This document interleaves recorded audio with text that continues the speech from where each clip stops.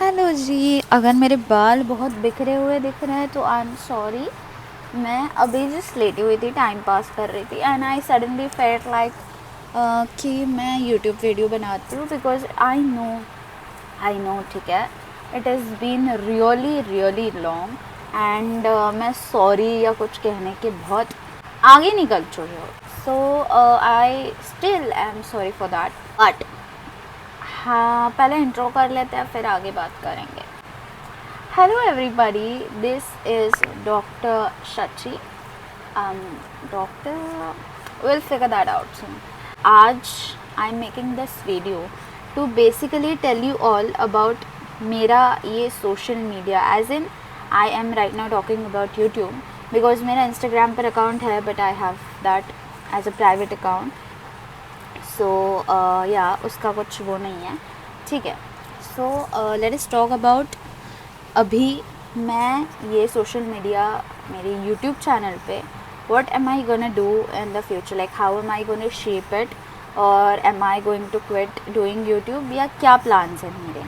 So we are gonna talk about that in this video. मेरे पास कुछ updates भी है but I think that will be in the next video, but तब तक के लिए आज का वीडियो देख लेते हैं, ठीक है। तो मैंने ऐसे एक एंगल ढूंढ लिया। कैमरा थोड़ा ऐसा हो रहा है बिकॉज मैंने वायर्ड ईयरफोन्स लगाए बिकॉज माइक का थोड़ा सा इशू है।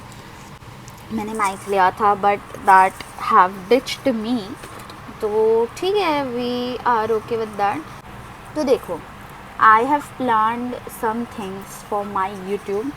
तो ऐसा है सीन कि I am thinking that I will use this channel to, of course मैं मतलब मेरे कॉलेज के व्लॉग्स, अगर मैं तब तक उतनी मेरे अंदर हिम्मत आ गई कि मैं कॉलेज में सबके मुंह पे जाके यूं करके कैमरा ठोकूं या इवन कॉरिडोर में घूमते हुए उसके व्लॉग्स बनाऊं, तो मैं वो बनाऊंगी। Otherwise I am really planning to make vlogs, but I am also thinking कि मैं थोड़ा सा कुछ content I will keep NEET के related also, because I know, see मैंने नीट एग्ज़ाम को मेरे लाइफ के कुछ साल दिए हुए हैं and I will not say that I am 100% perfect या ऐसा कुछ भी, but one thing that I can say is that मेरे को चीज़ें पता है, ठीक है, how the need is, how can you get out of this cycle of need, because I know all of us work really hard to crack NEET, but there are lots of loopholes that we need to know। क्योंकि ऐसा है ना कि देखो, मैं खुद भी एक अच्छे क्लास से ही पढ़ी हूँ, I will not deny that fact. मैं ये नहीं कहूँगी कि मेरे को ऐसा वैसा मैं खुद से पढ़ाई की, मैं खुद अच्छे क्लासेस से पढ़ी, but the thing is more than what they are teaching to you, उससे ज़्यादा मैटर ये करता है कि बाद में तुम लोग कैसे पढ़ते हो। आई मीन देखो, आप कोई भी क्लासेस ले लो, चाहे वो टॉप वाले हो जिनके टॉपर्स आते हैं, या कोई नॉर्मल से ले लो या कोई स्मॉल स्केल ले लो, हर जगह सिलेबस एक ही होता है।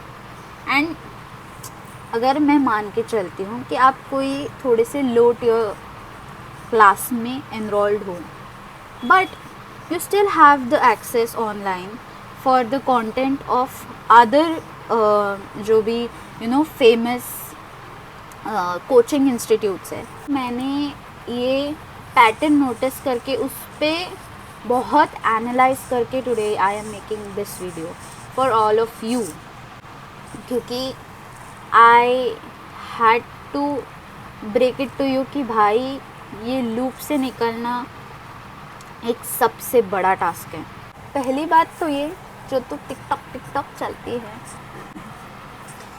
ठीक है, बहुत बकवास कर ली, तो हम थोड़े से 1 by 1 पॉइंट्स से जाएंगे जो कि बहुत कॉमन है, जो कि लोग क्लेम करते हैं कि इससे आपकी नीट जो है यू कैन क्रैक, ठीक है।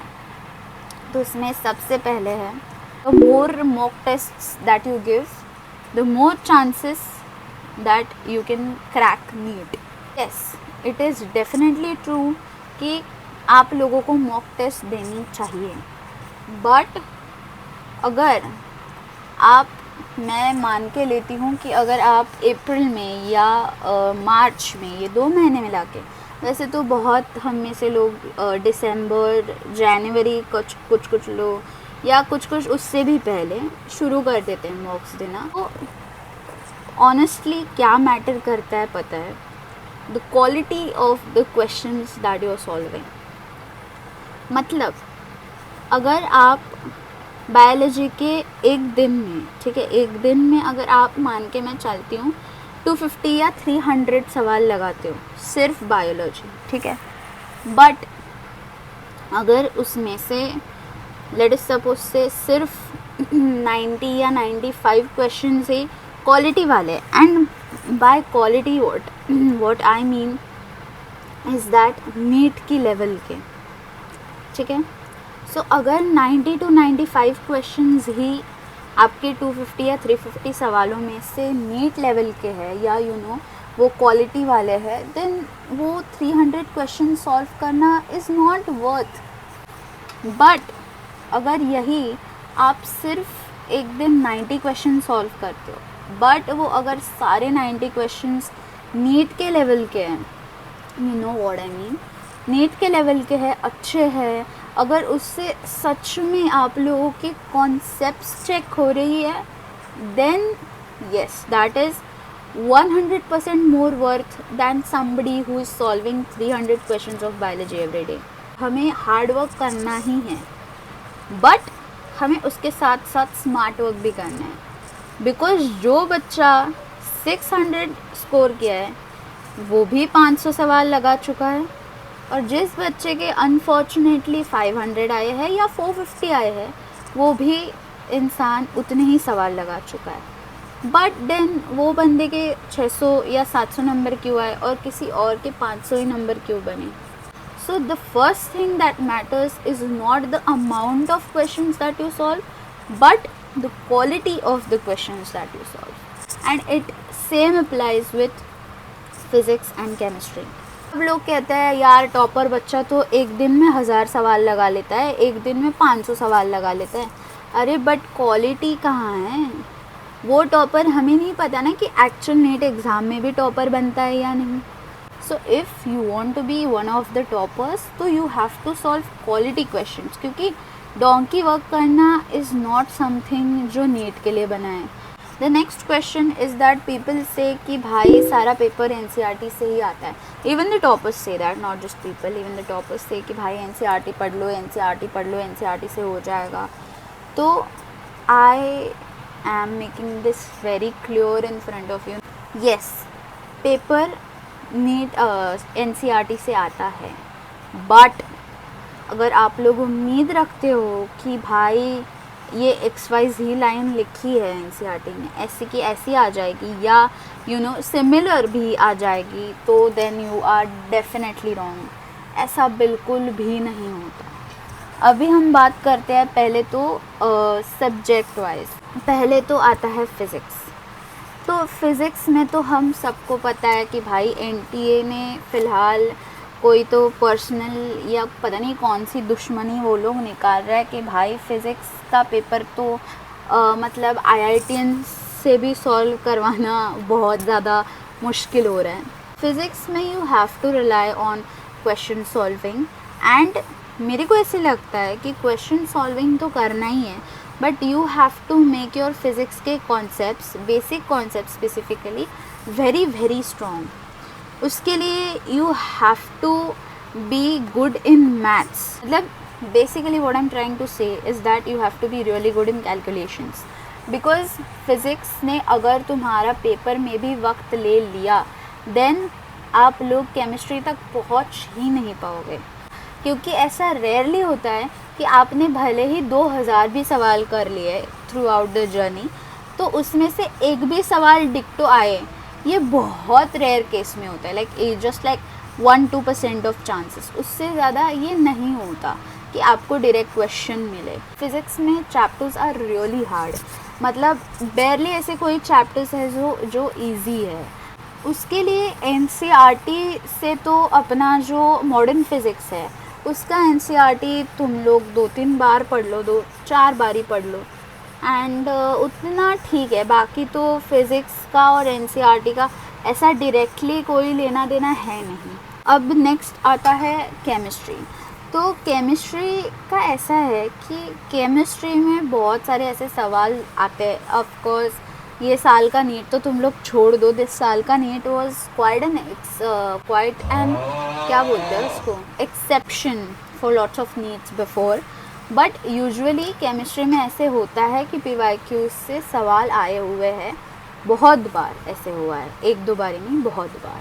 तो केमिस्ट्री के लिए you have to solve PYQs also. Again the quality does matter, the quality of the questions that you solve. मैं एक बात आपको सच्ची में बताऊंगी, मेरा खुद का organic chemistry have been shit, always it have been shit. मेरे को कभी भी नहीं आया ऑर्गेनिक।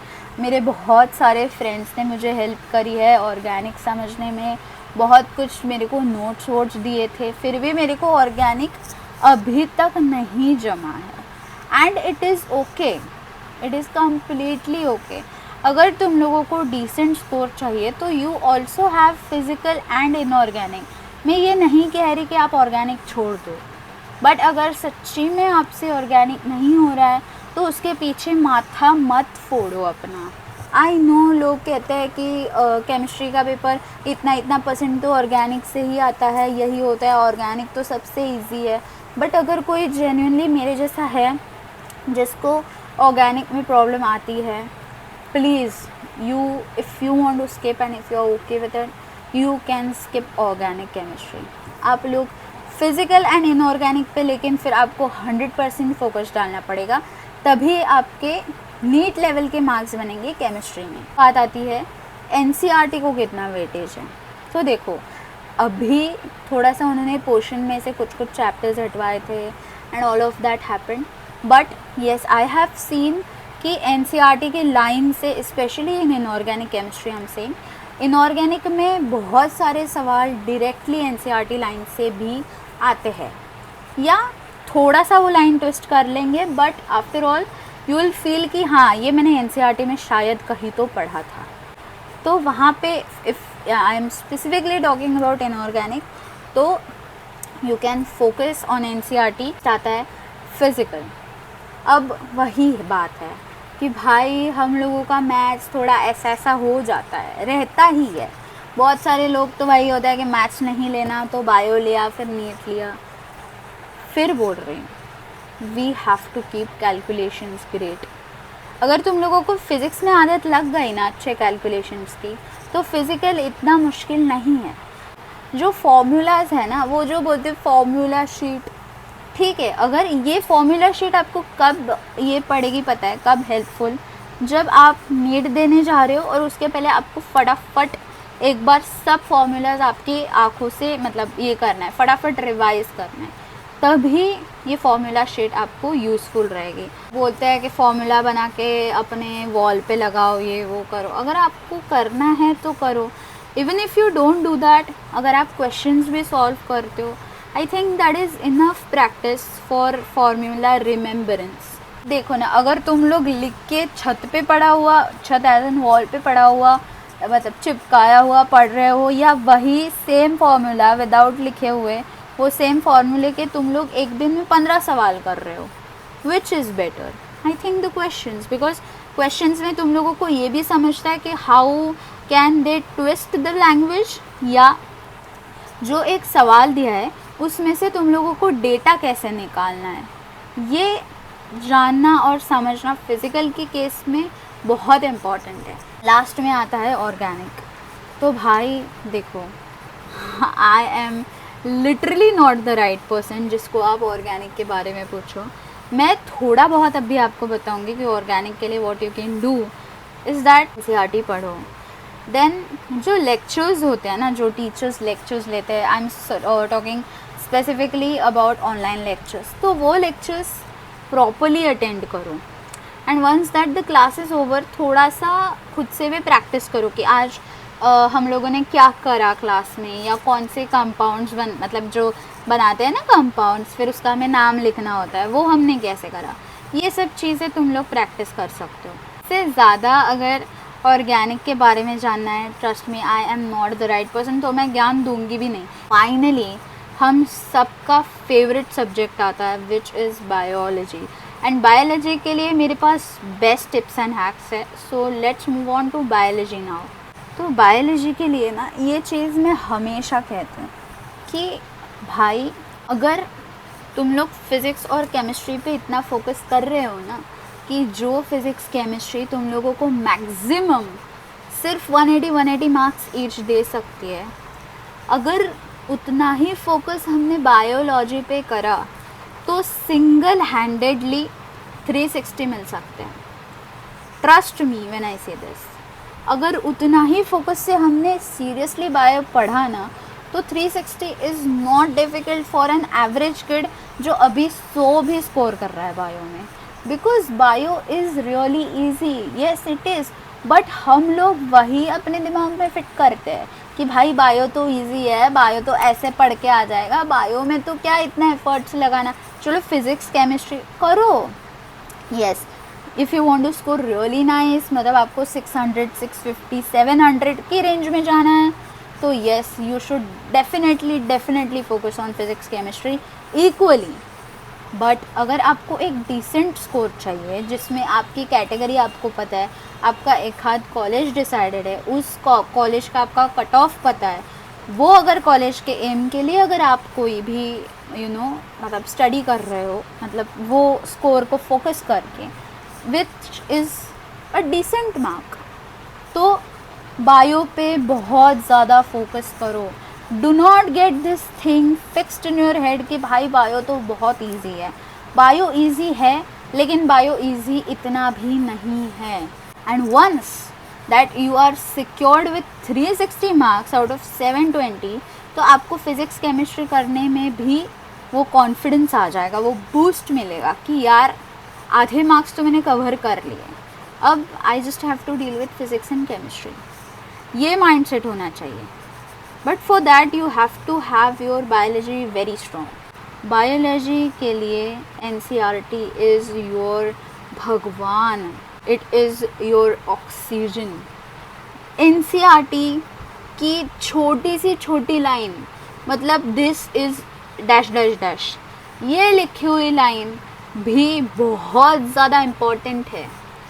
नॉट जस्ट डायग्राम्स के लेबल या important paragraphs, I am saying every line of NCERT you should remember, कुछ भी हो जाए। अब बीच में लेट्स टॉक अबाउट कि पेपर कैसे आता है बायोलॉजी का। पेपर NCERT से आता है, NCERT डायरेक्टली नहीं आती except for few years again, but 100% biology का paper is NCERT based. And what I mean by NCERT based is that if you have your concepts of biology 2000% crystal clear, तो bio में score करना is not at all difficult, बहुत easy है, बहुत आसान है bio में score करना।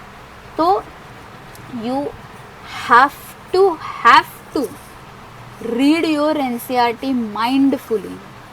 अगर तुम लोगों का मन नहीं ना लग रहा तब उस टाइम पे NCERT पढ़ने में बायो की बंद कर दो, क्योंकि NCERT of bio you can not read when you are not 100% present with your mind. हाँ, बहुत सुनने में ही बहुत ऐसा लग रहा है क्या इतना एक्स्ट्रा करके बोल रही है, सीधा बोलना बहन। मैं ये एक्स्ट्रा करके नहीं बोल रही हूँ, मैं जो 100% सच्चाई है वो बता रही हूँ। बायोलॉजी में you can not really predict कि भाई सारा पेपर PYQ से ही आएगा या वही किसी PT कॉन्सेप्ट से आएगा, ऐसा नहीं होता। इस साल का bio was really easy, I know, but ये हर साल नहीं ना होता। 2025 में it was easy but it was lot twisted, it was a lot of time taking. अब अबाउट नोट्स, बायो के एनसीईआरटी में तो तुम लोग रंगाते ही हो, सब रंगाते हैं लोग, वो हाइलाइटर या त्या पता नहीं क्या क्या यूज़ करते हैं। इवन टीचर्स बोलते हैं सब कुछ एनसीईआरटी में ही लिख लो, एनसीईआरटी ही आखिर पढ़नी है तुम लोगों को एग्ज़ाम से पहले।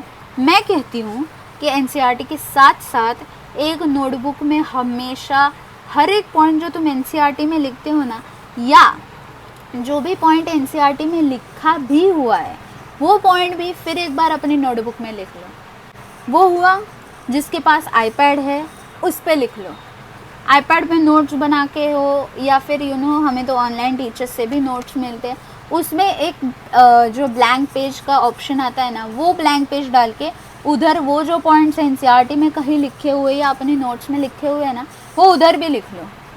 जितना ज़्यादा तुम छोटे छोटे पॉइंट्स कवर करोगे उतना ज़्यादा chances of you getting 360 on 360 in biology.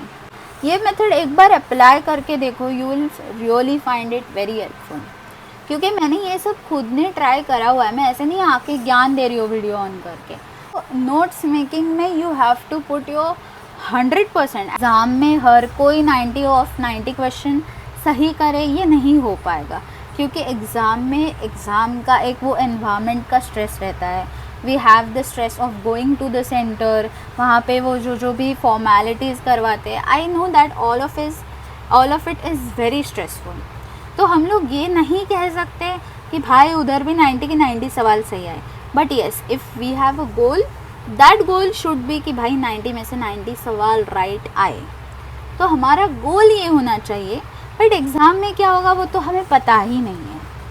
अब एमसीक्यू देखेंगे तो हम क्या करेंगे, अरे ये तो आता है, अरे ये तो आता है, अरे चलो चलो टिक टिक टिक टिक टिक टिक हो गए 90 सवाल आ गए, 90 में से 85 करेक्ट। बट वो 5 क्वेश्चंस का क्या, 5 क्वेश्चंस भी तो सही करने हैं। और अब भी 90 क्वेश्चंस आए, अगर भाई प्लियोट्रोपिज्म का सवाल पूछा है तो हमें पता है जवाब है फिनाइलकेटोन्यूरिया, बट हमें ये करना है कि वो तो सवाल के जवाब को टिक करना ही है, बट जो बाकी के 3 ऑप्शंस है वो किसके एग्जाम्पल है वो भी हमें लिखना है। जो माइंडफुल स्टडी करने वाले हैं, जिनको एक्चुअली रैंक चाहिए या मार्क्स चाहिए बायो में फुल, उनको क्या लगेगा कि भाई इससे तो मेरे 3 कॉन्सेप्ट्स एक साथ रिवाइज हो गए। This is how your approach should be towards a question. तो ये हो गया अपना नॉर्मल एमसीक्यू। अब लोग कहते हैं कि भाई हमें स्टेटमेंट वाले सवाल नहीं आते, उसमें दिक्कतें आती है, ये होता है। तो अब मैं बताती हूँ कि वो क्वेश्चंस को तुम लोग कैसे सॉल्व कर सकते हो विथ माइंडफुल थिंकिंग। पहली चीज़, ऊपर पढ़ना ही नहीं है कि भाई read the following statements and correct the tick option, ये हमें पढ़ना ही नहीं है। हमें क्या पढ़ना है, स्टेटमेंट्स। अगर ये पेज पे आपके सवाल ख़त्म होते हैं, पेज टर्न करो, डायरेक्टली स्टेटमेंट की तरफ जाना है, ऊपर का कुछ नहीं पढ़ना, फ़िलहाल कुछ भी नहीं, कि हमें क्या करना है वो भी नहीं पढ़ना है कि भैया असर्शन रीज़न है, ट्रू और फॉल्स वाला टाइप्स है। डायरेक्ट स्टेटमेंट पे आ गए। पहला स्टेटमेंट पढ़ा, उसमें तुम लोगों को इमीडिएटली रियलाइज़ हो जाना चाहिए, अगर हमारे बायो के कॉन्सेप्ट्स और एनसीईआरटी पूरी याद हो तो, कि भाई ये लाइन में ये चीज़ रॉन्ग है, ये वर्ड रॉन्ग है, वो वर्ड को सर्कल करो या ये करो underline. Most of the times statements में ऑलवेज ये अगर वर्ड आता है तो देर आर 90% चांसेस कि वो स्टेटमेंट गलत ही है। ऑलवेज वाला स्टेटमेंट कहीं भी दिखा ना, उस पर पूरा फोकस करके पढ़ो कि भाई इसने कहा क्या, क्योंकि ऐसा भी नहीं है कि सारे एनसीईआरटी के लाइंस में कहीं भी ऑलवेज वाला स्टेटमेंट ही नहीं दिया। ऐसे जगह है कहीं कहीं जहाँ पे लिखा हुआ है कि all of the members are dash dash या इट इज़ ऑलवेज लला, ऐसा कुछ तो मतलब you know what I mean. तो ऐसा कहीं तो लिखा हुआ है, तो वही हमें जानना है कि वो कहाँ लिखा हुआ है। अब हमें क्या करना है, अब हमें सवाल पढ़ना है कि भाई क्या पूछा है, नहीं तो हम लोग आ गए मन का टिक करके फिर गए ना 5 मार्क्स। नहीं, ऐसा नहीं करना। फिर जाओ ऊपर और सवाल पढ़ो। अब और एक चीज़ है, अब हमने 5 स्टेटमेंट पढ़ी, ठीक है, उसमें से एक स्टेटमेंट हमको लगी है भैया कंफ्यूजिंग, कि उसमें क्या लिखा है हमें नहीं याद आ रहा। कि भाई ये ऑलवेज वाला लाइन दिया है या नहीं दिया है। अब तुक्का स्ट्रैटेजी मैं नहीं कहूँगी, but a strategy which would work at least 70 to 80% of times is that you go through options. देखो, पहला ऑप्शन था ABC, दूसरा ऑप्शन था ABE, चौथा ऑप्शन था तीसरा ऑप्शन था ABD और चौथा ऑप्शन था BCE। सिंपल है, अगर हम लोगों ने फाइंड आउट कर लिया कि A वाला स्टेटमेंट फॉल्स है या ट्रू है, उससे ही अपना जवाब निकलेगा। जो ऑप्शन नहीं दिया वो पहले पढ़ो, क्योंकि वो करने से तो डायरेक्टली 3 ऑप्शन उड़ जाएंगे, तुम लोगों का 1 सेकंड में जवाब आ जाएगा। This will definitely help you. And फिर मेरे को आके बताना कमेंट में कि भाई इफ़ दिस हेल्प्ड यू और नॉट। मैंने इस बार बहुत सवाल लगाया है बायोलॉजी के, बहुत ज़्यादा, मतलब मैंने काउंट नहीं करा है, इतने ज़्यादा सवाल। मैंने बहुत सारे टेस्ट सीरीज़ दिए हैं, मैंने बहुत सारे मॉक भी दिए, इवन जस्ट बायो के भी मैंने बहुत सवाल स्पेसिफिकली बायो के करे हैं, and that thing have help me.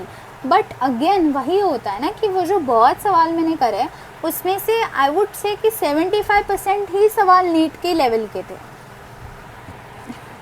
फिर भी वो 25% ऊपर का to people it have been a waste of time, if what I mean, कि वही है व्हाट आई एम सेइंग कि भाई क्वालिटी पे फोकस करो, नॉट द क्वांटिटी। वो मैटर करता ही है in the end of the day. Even if एक दिन में तुम लोगों ने 2000 सवाल कर लिए ना फिजिक्स के बायो पकड़ के, बट अगर उसमें से 100 या 200 सवाल ही अच्छे लेवल के थे, तो ऊपर के 800-900 सवाल का तो कोई वो ही नहीं है ना, पॉइंट ही नहीं है। तो अब जो अपना मेन पॉइंट है of this video, which is it really worth to take drops. तो देखो, this question is very very controversial. तो अगर तुम लोगों ने डिसाइड करा है कि भाई हमें ड्रॉप लेना है, तो you have to put more efforts than the efforts that you have put before in your before attempts. हर कोई बच्चा नहीं हो सकता कि 180 में से 180 सवाल सॉल्व कर लें या 180 में 170 कर लें।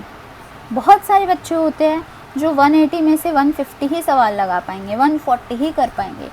What we have to focus is on the accuracy, not the number of questions that you have attempted. अगर आपने 145 ही क्वेश्चन सॉल्व करे और उसमें से आपके 130 सवाल सही आते हैं, तो आपकी निगेटिव मार्किंग भी उतनी कम होती है।